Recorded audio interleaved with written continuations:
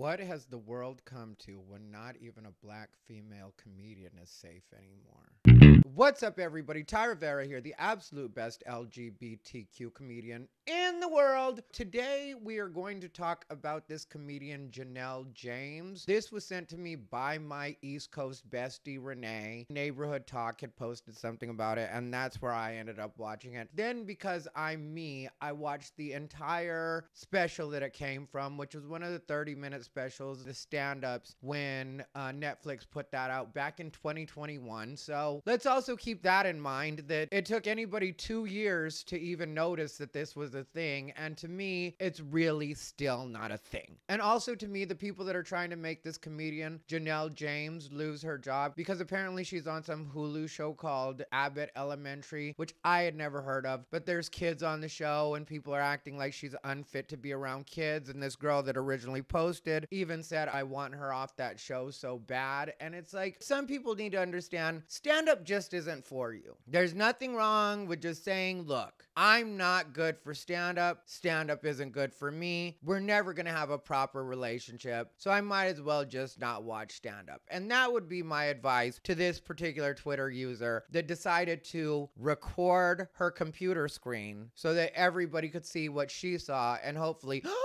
they'd be clutching their pearls right along with her, and then she wouldn't feel like the lame-o weirdo that she really is. Because my opinion is, if you really saw that as this kind of situation, I think you're the weirdo. What is the matter with you? Why would you take a joke and assume that this woman is actually a danger to her children? I think what people forget about comedians is that a lot of times we'll say something that other people will think about but never actually say. And I know that when it comes to this kind of thing, people are particularly sensitive because it does involve a child, but I don't think that this woman really is doing anything inappropriate with her children. I think she just made a joke as a mom that was hit with the realization that her son has turned into a man, and so she made a joke about it. I definitely don't think anybody that was watching this or has now heard about it secondhand truly believes this woman is not fit or safe to be around her own children. And it really does bother me that it was a woman that decided to post this, because people always talk about wanting more representation as far as women in general. And then when you expand it out to women of color, and then when you expand it out to women in comedy, suddenly you start to realize that people claim that they want representation, but when people get the representation that they claim to want, it's never going to be good enough for them. And that's why I think a lot of what used to call itself cancel culture is really dying now, is because people will look at these stories like this, and yeah, there will be a small amount of people that are sick enough to think that that's what this woman is truly saying. And I will admit, I did get a little uncomfortable when she did the ding ding ding ding ding ding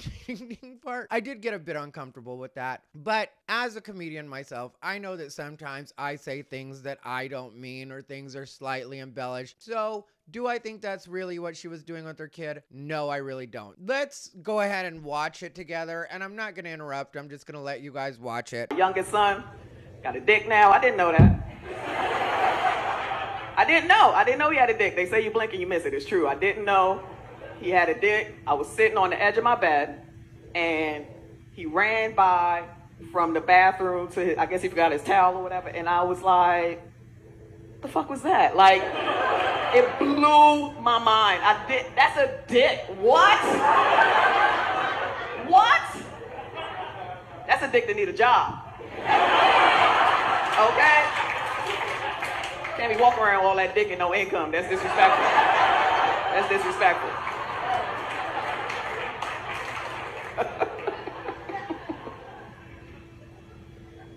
He used to have a pee-pee. Yeah, last time I saw it, it was a pee-pee. Change the diaper, you play rhythm guitar on the pee-pee. Ding, ding, ding, ding, ding, ding.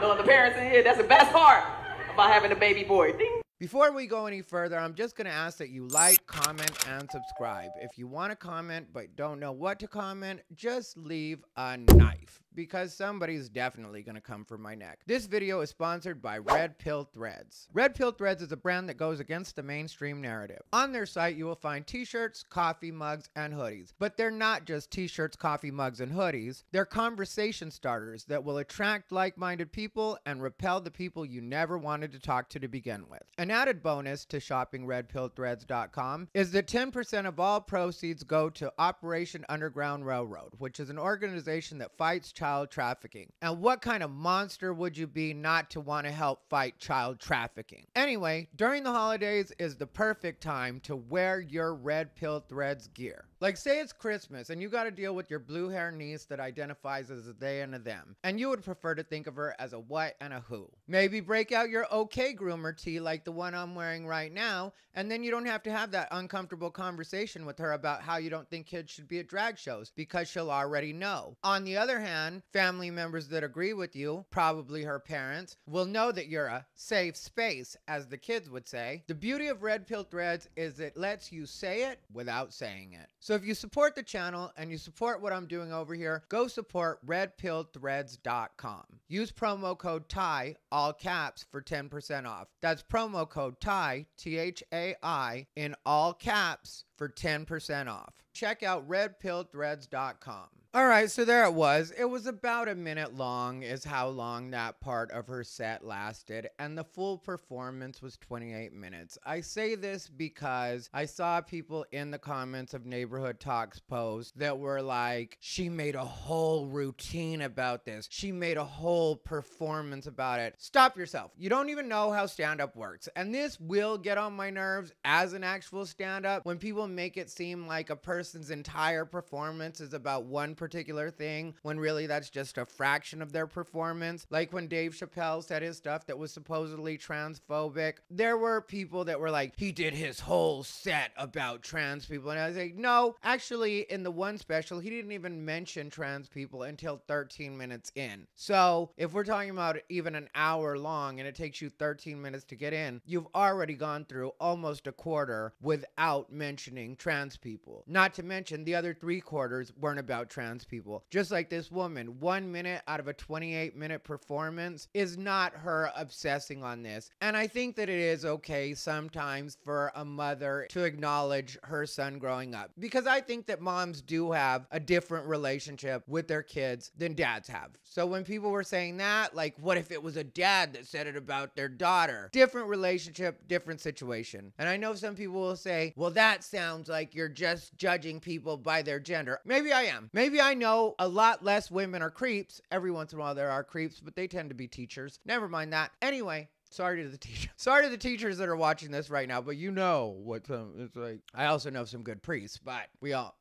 what I'm saying is, we all know that women are far less likely to be actual creeps than men are. It's just what it is. Now I'm gonna get men pissed at me. I'm telling you, put the knife down below in the comments, because they're coming for my neck on this one. I'm getting away from myself. Joe Coy had a very famous joke about his son taking a marker and painting his thing green, and that was the ting ting joke. And that's what I'm gonna say. I don't know what it is people expect from stand-up comedy. Do you expect it to be some sanitized version that suits you and only you? Because I'm not really sure what it is you're looking for. And when I did mention the fact that she's a black female comedian, any one of those things is already hard enough. Being a comedian is hard, being a female is hard, being black is hard. Then when you make it all three of those things, it becomes exponentially more difficult. Because what a lot of people don't understand, and I'm not trying to go on some kind of race tangent, but this is just the way that it still works to this day in show business. Starting to change a bit, but this is the way that it actually does work. It is hard for a woman of color, specifically